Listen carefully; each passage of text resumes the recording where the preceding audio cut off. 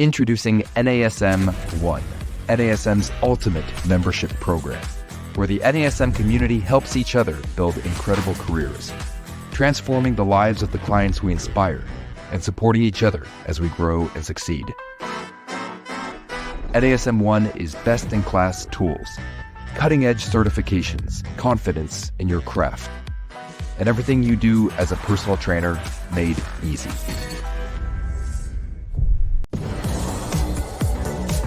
You're listening to Random Fit with hosts Wendy Batts and Ken Miller, winner of a Gold Markham Award for Digital Media.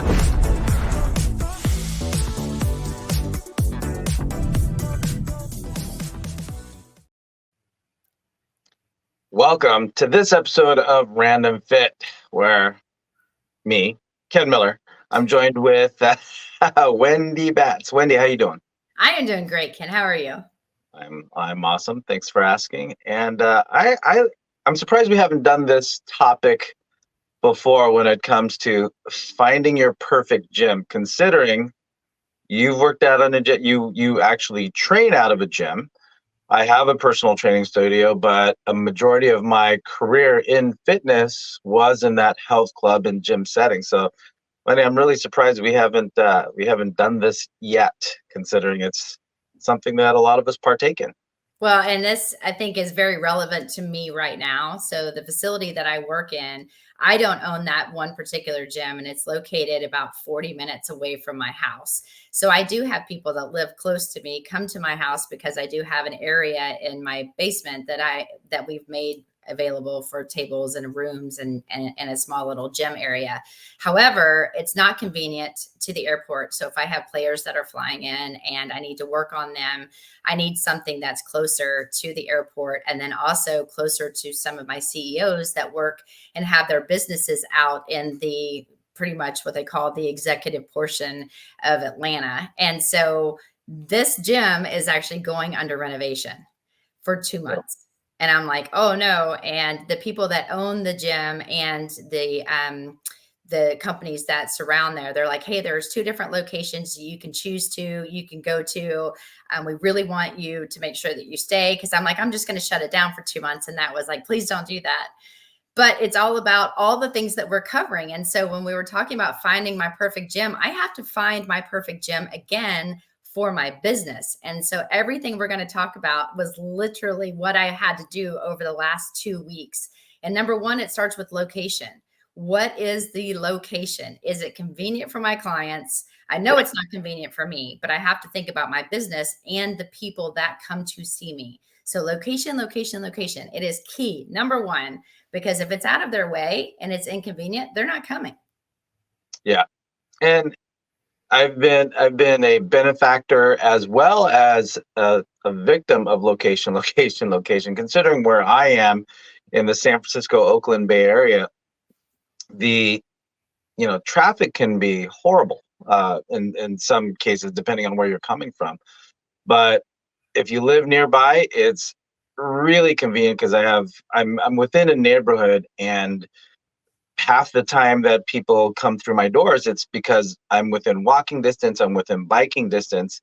And I've had people come over from the other side of the bay, which, on the map, it might be 12, 14 miles from where they're coming from. But that 14 miles might mean an hour and a half in some cases. But I like to think I'm worth it. However, it's, you think an hour one way and then another hour back, plus the hour and a half, depending on the session that we're doing. Your commitment to the farther location, even though it has everything that you may want, and the example I'm giving, it's my services, but if it's an amenity, services, whatever it is that you're looking for, if it's still too inconvenient, it may not fit into your schedule, especially if you're looking at using that facility 3-4 times a week. But when it comes to location, like what you're talking about, Wendy, if this is where they work, a lot of people do like to have a facility available where they work because, like when I was in LA or in Southern California, some people, to beat that 405 or 5 traffic or the 10 freeway, again, You can tell I'm from California when you say the 5, the 10, where they would leave at 4:35 in the morning, get a workout in because they've beat traffic, shower and change for work, go to work, or you do the opposite. You go to work, let traffic finish up while you get a workout, and then you go home. So it works a couple different ways. So when the example you brought up is related more towards where they work, and some people it's just more convenient to where they live. So the location is going to be a factor for a lot of people. Oh, 100%. And then, then it kind of blends into, okay, out of these two, room and what is it that I'm trying to do? I do a lot of manual therapy, but then again, I've got some big boys that are in there. So I need room and space, just especially because I don't want to step on some of these other trainers that work there full time because they let me come and go as I please. So there are certain mornings where I come in, but then it's talking exactly to what you were just saying with time. I think operating hours are important because one of the two facilities that I really like, both of these are in unbelievable buildings, by the way, super cool. One of them has the elevator where you're like, okay, I'm going to go to this. I need to go to the fitness center, and you hit the fitness center and then you get into the elevator and there's no buttons. It just takes you directly there. And it's like, wait a minute, you get in here. Am I supposed to tell somebody? Like, how did they know where I'm going? Just because I hit the button down, it told me what elevator to go into to get me there. And, there's fireplaces and everything is just amazing when you're getting into this place. However, they don't open until 6 a.m. And I have a couple clients that I start at 5:30 and I'm like, hey, can you make an exception? And the reason we go and start that early is for the exact same reasons for the client, but more for me, because I live in Atlanta and trying to go north to south in the morning. If I leave my house at 6:15, I barely get there by 8. And because traffic is horrendous. So therefore I choose earlier hours and then I leave earlier. So therefore I am never in the mix of traffic, usually, unless there's a wreck. And so therefore operating hours are going to be extremely important, for you as a trainer, if you're deciding that you want to build your business and you're working within a facility, but also if you're making a choice and what your lifestyle is and the times that you want. It's not always open 24/7 unless you have one of those gyms that have a card and you have access. So you want to make sure that the operating hours are convenient and are really within what you need them to be, because they won't change for you. And then if you can't show up on the hours that you think you can do, when you know that it should be open beforehand, then you just don't use it. And that's where having the option of if you have a facility, usually it's a smaller facility that has a key card or a keypad option that you can go in whenever you want, right? Their amenities may not be there. Trainers may only be there by appointment only. Front desk, maybe not. So if you have access to a facility where it is keypad based, you pay your membership, they deduct your credit card, or they charge your credit card every month for you to have access 24/7. And in the example that you're bringing up, Wendy, that may be what's ideal for some people, to where if, let's say, they work a third shift where they get off work at 4 a.m, or they want to get up and work out before their shift starts at 10 o'clock at night.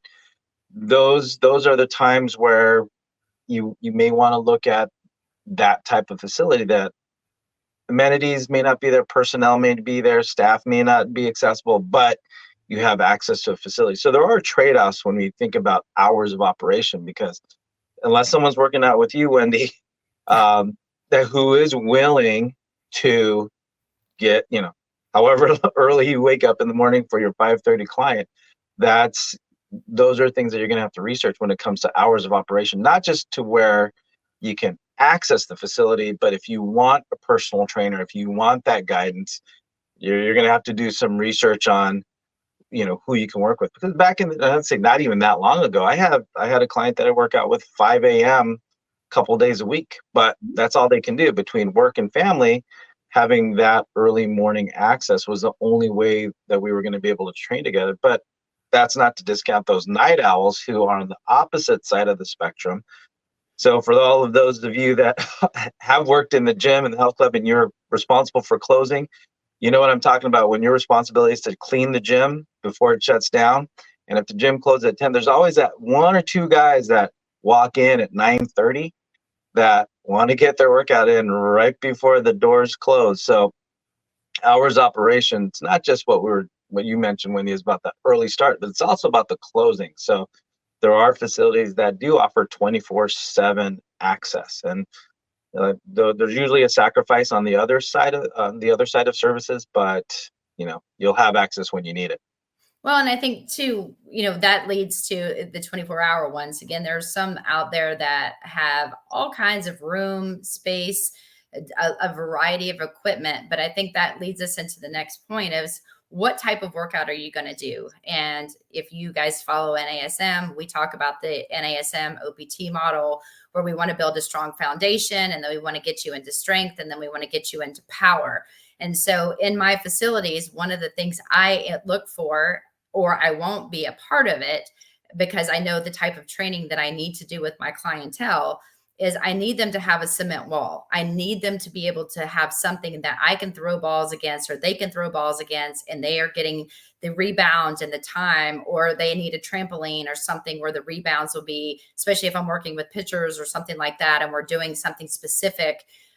I want to be able to have certain pieces of equipment or things in the gym that is going to be beneficial for me. Well, I think as a client, or when your clients are thinking about this and you're talking about the different types of programming, if you don't have a cement wall and you're doing power, you, meaning the trainer, have to be able to get the ball back as quick as possible. So you have to be in shape. You have to be ready. It takes a lot of work for you.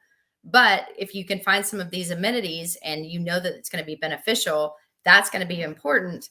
But also too, if you're new to the gym, you're a fitness enthusiast and you're like, I want to try to find a different gym, look at the different types of equipment that are available. You don't always want to just sit on use a Smith machine to do your squats or whatever, or, having just the chest presses and the different machines. You want to see, do they have balls and bands and areas where you can foam roll in different sections? And do they provide you with what you need to best benefit your programming and your journey? Because if it's the same thing every single day, you're going to feel like when you go to the gym, your workouts are the same. You're not going to see results because after 4 to 6 weeks, your body's going to adapt. And then, you've got to think about spicing up your workout. And does that gym have what you need to make that happen? And those are great points, Wendy. The amenities, and some patrons of facilities, they like the easy stuff, the stuff you can sit on and just adjust the pin, adjust the seat, and it's easy, right? You could just get in, do your thing, read the instructions on the piece of equipment, and then just do the exercise, do the workout. There's a lot of facilities out there. It's just circuit based. You come in, go from one piece of equipment, the beeping sound comes over the speaker system, tells you when to switch, and you switch, and you get your 30 minutes done. So there's business models from a fitness side of things that are built on having specific pieces of equipment. Now, if you look at my facility, where it's more of an open space concept, meaning I don't have any selectorized pieces of equipment. It is a personal training studio, but with that being said, you have the instruction, but that also gives the trainers in my facility an opportunity to use novel pieces of equipment. When I say novel, it's not mainstream pieces of equipment that's instinctive as far as how to use it, but because you have guidance, we can have pieces of equipment that you can you can use in a multitude of ways. So that being said, dumbbells, barbells, kettlebells, suspension trainers with a TRX, Viper Pros, bands, tubing. So a lot of things that we can move in open space, because that's the style of training that of the trainers that tend to migrate towards my facility. So when we're talking about amenities and equipment, it also has to reflect the level of service and instruction that they may be receiving from services provided in that facility. So the simpler it is, you're gonna have people come in and be able to do things more on their own. But if you have things that need instruction and has to have some guidance, like if you're using a squat rack, or if you have a Olympic platform, well, you're going to want to have a coach with those type of amenities as well. So amenities will have to reflect, the level of service, in a sense, of what's going to be provided under that one roof. Oh, for sure. And today on Random Fit, myself, Wendy Batts, is here with Ken Miller. And we're talking about finding your perfect gym. And why it seems very easy, like, oh yeah, there's, gyms on different corners. You got to think of location. We talked about obviously operating hours, making sure it is actually going to work for you. We talked about different variations and variety of equipment and space and what you're looking to get out of it. But I think too, it's also important to think about cleanliness. If you're going to some of these 24 hours that are just open whenever you go in and out, there may not be someone that's always in there cleaning the equipment. So we know that when you are on a piece of equipment, the right thing to do is to wipe it down when you're done. However, there are always going to be people that don't do that. So it's got this big blob of just where their head was and they were sweaty and it leaves a mark, or you can tell that this is like a pet peeve of mine. Or they just, there'll be a towel on the ground because they just threw it there and forgot about it, or whatever the case may be. But, do you want a boutique-y type place where my facility is and I work out of? There's always somebody that's constantly cleaning up. Even though we clean up after ourselves, it's almost like a double sanitizing thing. If you don't care about that and you're good about cleaning before and after, that may not be a big thing. But when I go to the bathroom, I want it to be clean. I want there to be toilet paper in there. I want them to be hand towels or paper towels that I can dry my hands. Your clients are going to appreciate that. I think you, as someone coming into the gym, you're going to look to find out if there's weird things on the floor. I mean, there's things that I've seen where I'm like, what is this? And, somebody might have spilled coffee, but you don't know it's coffee. I mean, it's a lot of weird things out there where cleanliness is a big, big thing for me. And that was a big thing when I chose the gym that I personally work out of, is if it wasn't clean, I wasn't going to be there. I'll drive the extra 5 minutes somewhere else. Yeah. And the part of that is, it was a statistic some time ago, and I think it still holds true, where the number one reason why somebody would quit a gym, I know we're talking about finding your perfect gym, but the reason why somebody would quit a gym is because of cleanliness. So with that being, that's how I was grown and groomed to be in the fitness industry. It was the one thing we did, even if you were personal trainer, if you were in sales staff, if you were in memberships, if you were in housekeeping, especially, but if you're in the childcare, every time you walked into the bathroom, you shared responsibility in cleaning that bathroom. So in my facility, the first thing I do after I put my stuff away, the first place I go to is into the bathroom, because it's a small facility. A lot of people are going to use it to use it and wash their hands before and after their workout. So from that vantage point, the first thing I do is I'll spray down the toilet and the sink and do the mirrors, and boom. As long as that's done, I can go about my day knowing that I've done my part to help clean a common area. But it's an area that does leave an impression. And I know, Wendy, we're talking about cleanliness, wiping down your equipment. That is a must, especially when it comes to cold and flu seasons, high touch areas. You want to see that you do that for yourself. But I also, when I go to a gym, I want to see that somebody's wiping down, somebody from a representative of that facility is doing what they can to wipe down the doorknobs, wipe down the door handles, high use piece of equipment like the 5, 10, 15, 20-pound dumbbells, especially because those get more touches than other weighted dumbbells on the rack. So cleanliness is huge. And we're not just talking about some gyms that you go to, they leave the plates on the ground, the 45 pounds, the 30. I don't know what it is about these guys that want to use the heavier stuff that are the laziest when it comes to the gym. And it's why can't the person that's using the 5-pound dumbbell be the one that doesn't put it back in the right place. It's always the 45s Oh, and the yes. 50s that's always in the wrong place. So Or just left on the bar in general. So it's, that's my favorite. Yeah. Pick up after yourself, people. yeah, But so cleanliness, obviously, putting your stuff back, super, super important when you're going in and you're finding your gym. You want to see, are things in order? Do things look like it's just a madhouse? Especially during the busy hours, you want to make sure too that if whatever time you're going to be going into the gym is when I tell people, if you're looking for that right gym, go in during that time and see the type of clientele that's in there. Is it really crowded? Do you think where you're going to need stuff, is it going to be available to you? That's also something too where I think we should talk about. And then you have to think about what it is you're trying to get out of your gym. Do you want a personal trainer? And if you do want a personal trainer and you're not a personal trainer listening to this, I would highly recommend that your personal trainers be NASM certified, because it is accredited, and it is something too where I think you're going to get a really good workout. But you want to look at the staff, you want to talk, see how they're dressed, you want to see how friendly they are, and then you want to look and find out about their trainers if you know that that's where what your goal is. Or if you don't want a personal trainer, what type of staff do they have? Do they have a smoothie bar? Do they have somebody that's going to be working during those hours where you can grab a shake before or after or whatever? You've got to think about what amenities you want. And then is there going to be staff there during the time you're going to be there in order to fulfill what you need to make sure that you're going to want to keep coming back?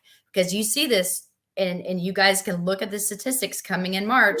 January is going to be, all of these people are going to join a gym. We see it every single year. Come March, they drop off or they stop coming. So what is the thing that's going to keep you coming back? A lot of it is going to make sure that everything that you need, you have.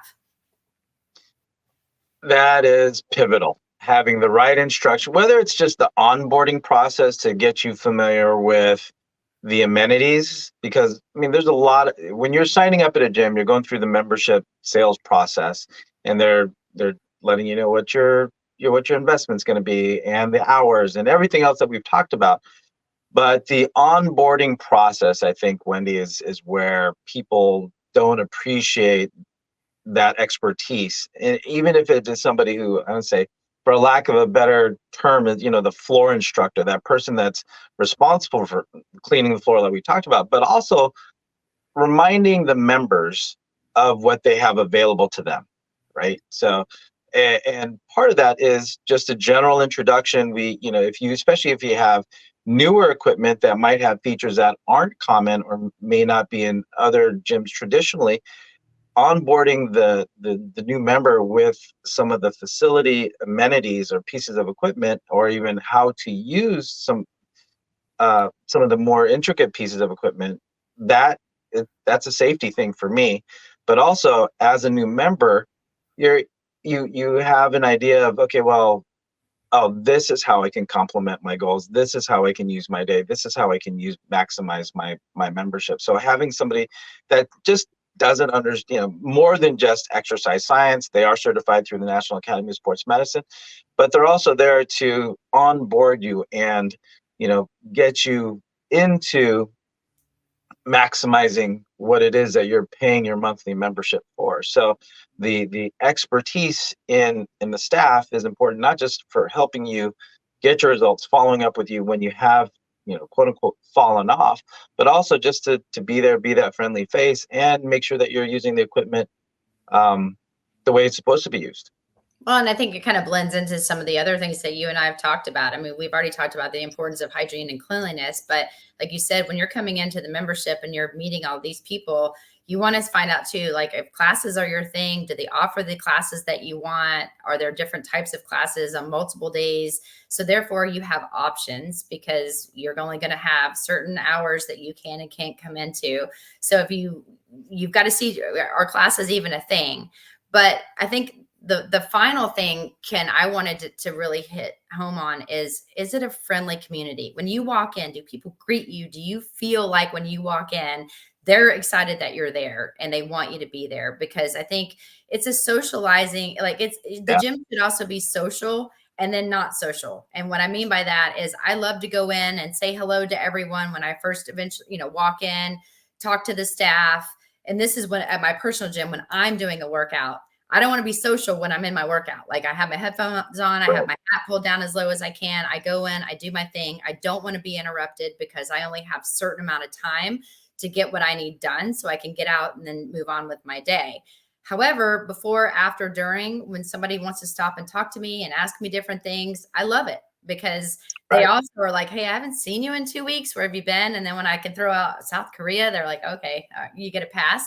They know that I wasn't there. And so I think it's important that you kind of build that community because it makes you feel good when you walk in and they start to know your name and they know more about you and not in a creepy way. You know what I mean? Because you shared that information. And when you sat down with the membership department, they remembered you. Right.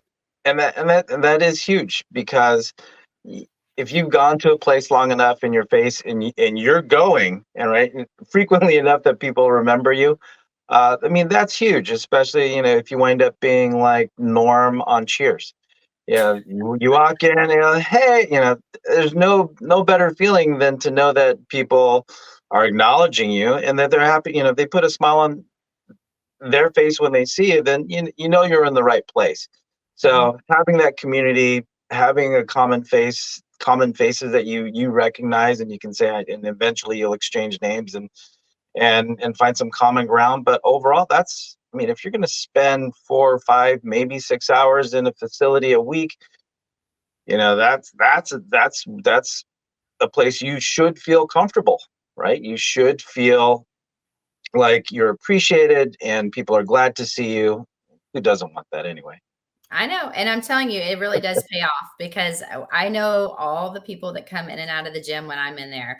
And this is what at the location that I work in. And so every time they walk in, I'm like, hey, Chris, it's so good to see you. How's the family? Or, something along those lines. And it's good because you never know too. People have your back all the time. And, one of the times that I was walking into the facility, it was really early morning. The door was already open, which was kind of odd because I didn't open the club, but I noticed that our alarm system was going off.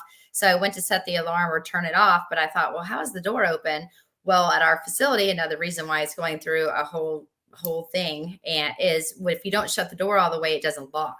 And so this door was left open overnight. And then this person that comes in very early, same time, knowing that I'm going to be there early to open the club, saw me come in without using the key. He's a huge martial arts guy and he was right behind me. And he's like, I'm checking out the gym to make sure we're good. And I'm like, what are you talking about? Because I didn't think about the fact I walked in and nobody else was in there. I just assumed that the front desk person was there and was in the back folding towels or doing something else when that was not the case. And so, it's really good to get to know your members and it's good for them to get to know you and that they're always watching out for you as well. Because, it's one of those things that if I didn't know this guy, he wouldn't have cared less. And, it really does make a big difference to both of us because I was very grateful he was there. Obviously I feel like I can handle myself, but it was always good to have someone there just in case. And I don't know. So I think finding your perfect gym, we could talk about this because this is our passion, but I think we kind of hit the major points any way you can today. And I appreciate, especially you as a gym owner, bringing in your thoughts for sure, because they matter. Well, it's finding the right place will, I don't say make or break you getting your results, but it'll influence the intensity of your workout. It'll influence the frequency of your visits. It'll influence a lot of other things. So finding your perfect gym is something that we should always be on the lookout for. If it's close, it has what you want, hours you want, it's available, then find the best match. You may not check off every single box, but overall, when it comes to finding a place that you're going to use as a vehicle to realize your fitness and wellness goals, you have to be flexible in some cases, but inflexible in others. So Wendy, I do appreciate you because you have been in this industry for a long time, and it's a lot of great insight that you shared today. So I think our listeners and viewers here of Random Fit will appreciate this as they reflect on where they are and what they're looking for.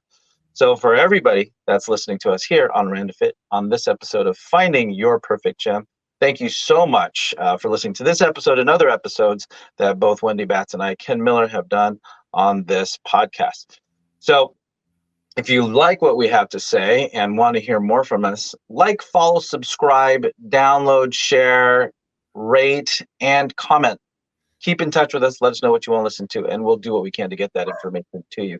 So until next time, everybody, take care and be well.